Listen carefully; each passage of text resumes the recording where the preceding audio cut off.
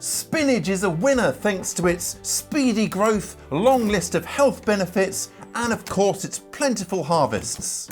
Spinach can be tricky to grow unless you know the tips I'm about to reveal, but get it right and you could be harvesting bowlfuls of delicious leaves all year long. Let's go. I can't think of many vegetables with as many strings to its culinary bow as spinach. Fresh in salads, whizzed up into smoothies, lightly steamed or folded into soups and curries, spinach is up for it, which means growing a few rows of it is well worthwhile. Spinach is one of those very handy crops that will tolerate a little bit of shade, partial shade, so somewhere like this that gets a bit of sun and shade is just perfect. And if you are in a hotter climate, then seeking out somewhere that is mostly shaded, especially during the hottest parts of the year, is a good idea. Now, very extreme heat can cause spinach to flower prematurely or bolt, which means fewer smaller leaves, so obviously we want to avoid that. If you're in a hot climate, you could try locating your spinach in the shade of a taller crop, something like corn, climbing beans, or beneath a cucumber trellis, for example. I improved the soil here a few months ago with a nice barrow load of well-rotted manure. Now, if you haven't done that yet, please don't worry, you can still add it now before planting, no problem. I could get on and plant as things are now, but I think I might as well give this an extra boost with a few handfuls of general purpose organic fertiliser. So on go a few light handfuls of bloodfish and bone.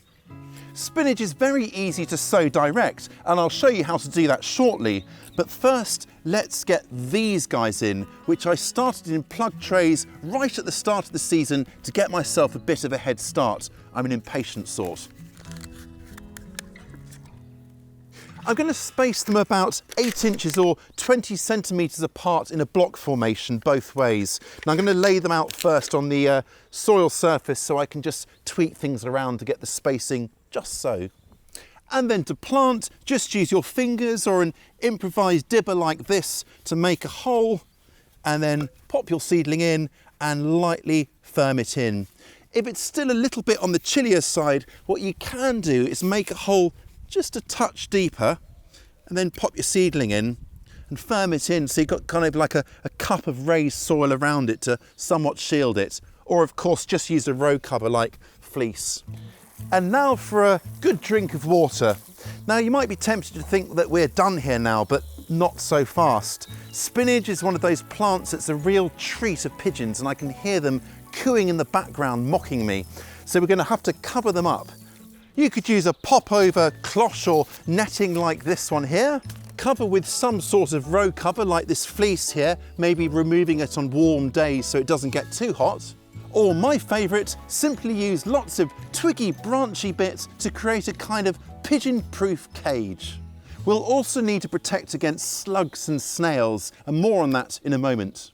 I like to make my earliest sowing of spinach late in winter to get a really early start. In fact, the plants we've just planted just now were started off in winter sowing jugs like these, then transplanted into the plugs to grow on, ready for planting.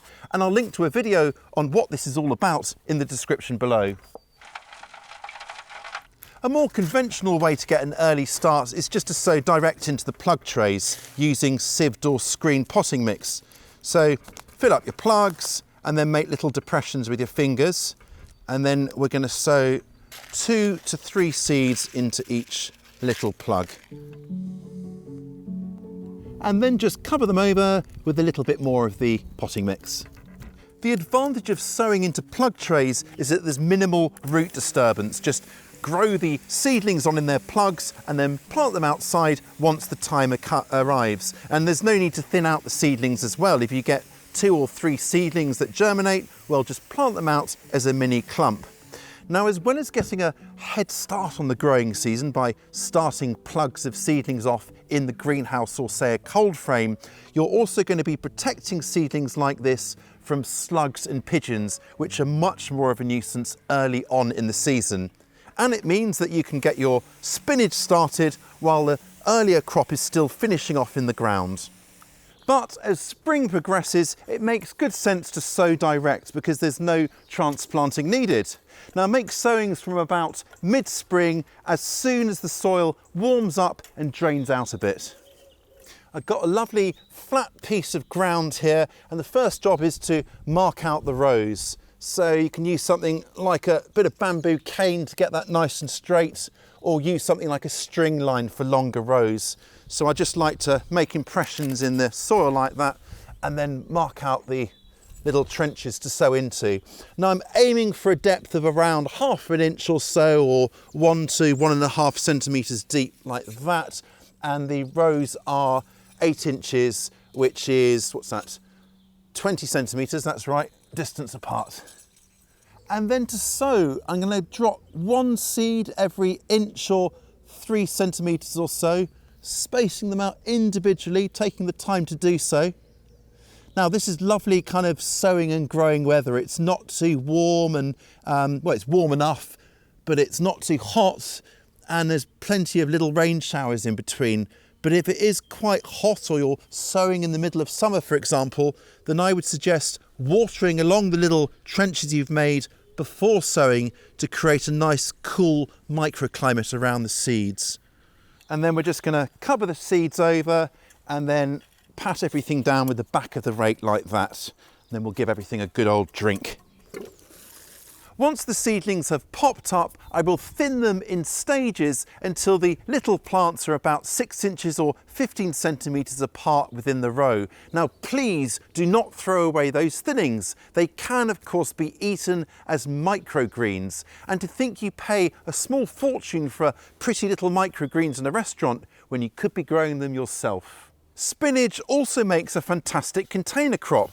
Now I would go for a container that's at least 1 foot in diameter and then fill it with an all-purpose potting mix. And now I'm going to space the seeds about 3 inches or 7 centimetres apart across the surface like this. Now this is a little bit closer than the seedlings we're growing in the ground, but these will be grown on to harvest a bit smaller as kind of baby leaves, perfect for salads. These can now just be grown on as they are and harvested regularly for a lovely supply of fresh leaves. Spinach isn't a fussy crop. Just keep it well weeded and well watered, and you should have good steady growth all the way to harvest. Now consistent soil moisture is really important if you're going to reduce the chance of crops bolting. So check the soil regularly, and if in doubt, just give it a little bit of extra water.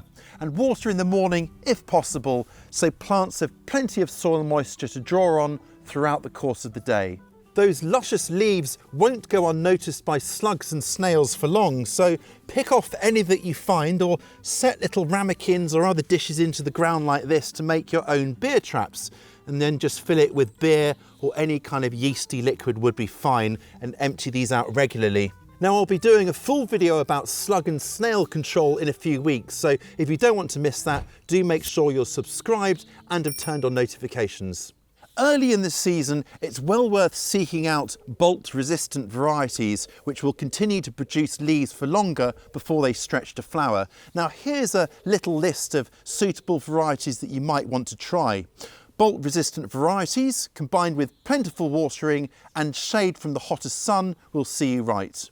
In very warm and humid conditions, plants can become susceptible to mildew, a disease that turns the leaves pale before eventually killing them off. Now, proper spacing combined with regular harvesting to ensure good airflow between plants will really help. And try to, when you do water, try to aim the water so that it doesn't wet the leaves as much as you can.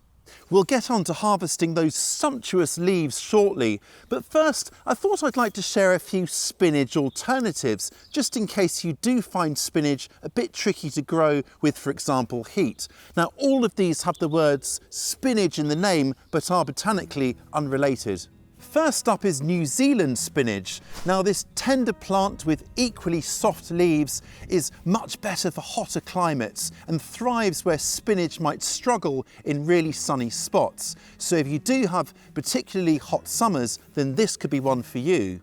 Then there's the really rather remarkable clambering and sprawling Malabar or Indian spinach. This has thick and fleshy, almost succulent leaves and is another solid choice for warmer climates.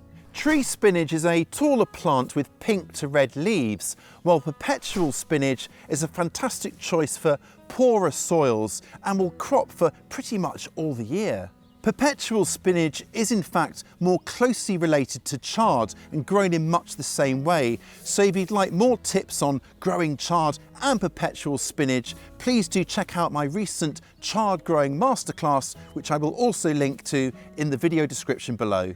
As I mentioned at the top of the video, speed is one of the major selling points of spinach, as if it needed one. You can make the very first pickings for salads as soon as a month after sowing, or wait a few more weeks for bigger leaves for cooking. Now, I like to pass over my rows of spinach every couple of days, taking just 2 or 3 leaves from each plant at a time and then letting the plants grow on. That way I can enjoy several harvests over a month or more before plants inevitably bolt. Bolting is what finishes play eventually. Plants will bolt no matter how much you coddle them, and for this reason it's worth making repeat sowings every month or so, because this is quite a short-lived plant.